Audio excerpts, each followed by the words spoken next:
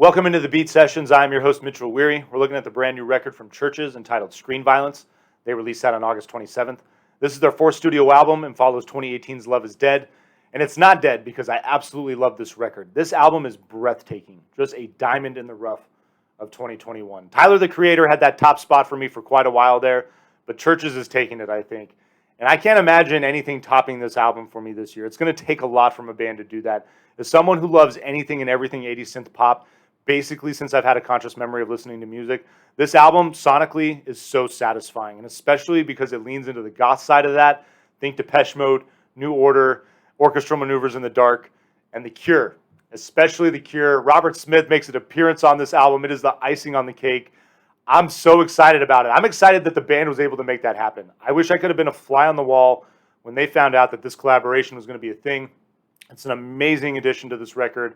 The other 9 songs, also incredible. Just brilliantly arranged, brilliantly produced. Lauren Mayberry, as always, her vocal performances are incredible. But lyrically, she's bringing the thunder on this album. It is the theme of the week. Strong women and their critiques of society. And she's not holding back any punches. The title, Screen Violence, referring to all the BS that we get, especially in social media. And she also explores this idea, the isolation of virtual living and what that can do to the human psyche, and how sadly it can sometimes lead to real violence. And so she's very critical of that, rightfully so.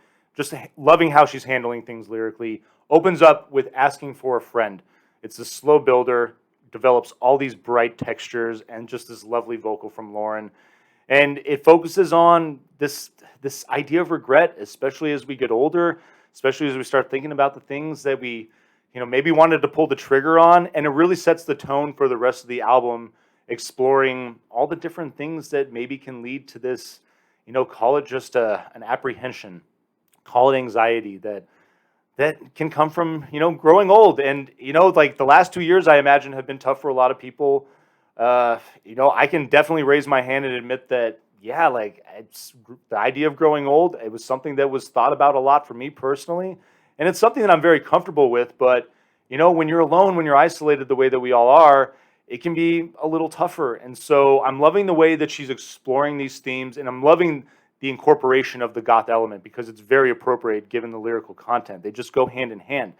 And she's doing it in a way that's, not going to make this album ephemeral. These themes that run through this record, very much inspired by the last few years, but they're also universal in the sense that they transcend time. I mean, these are issues that in the modern world, even in the pre-COVID world, were all issues and all things that we thought about. So, I mean, she's incredible. I absolutely love her on this record. He said, she said, thick bass, thick synths. There's this great timing in the way the beat drops in the chorus that just killing me, absolutely pulling at my heartstrings the way that they're doing that. And there's this great back and forth with the way she's, basically just handling misogyny in society and the garbage that continues today. But the lyrical back and forth that I mentioned there, really very, very playful, but also well done in assessing that situation and being critical of it. California, your third track, has probably the sickest bass line of 2021, maybe. I don't know. Sleaford Mods were competing for it early on, but the bass line's great. There's this great pulsating beat, this dreamy chorus with these like bleak lyrics. I mean, just exploring the dark side of living in California that a lot of people don't explore. She talks about the track and how, there's a lot of people to go to California to pursue their dreams, that big dream, and just they don't make it. And there's this sixth sense of failure that a lot of people end up living with. And it's again, so well handled. You get this bright goth music and these bleak lyrics. I love this record. Violent Delights. I guess I'm just a masochist in that way. I don't know. Violent Delights, you get this like breakbeat drum production. Honestly, think Prodigy. It's what I really thought when I first heard this song.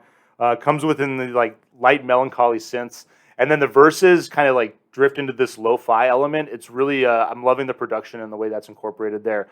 How Not to Drown is when we get Robert Smith. Just this driving percussion, this macabre piano and synth. This is a song that I think The Cure would have easily loved to have put on Disintegration. It really sounds like that.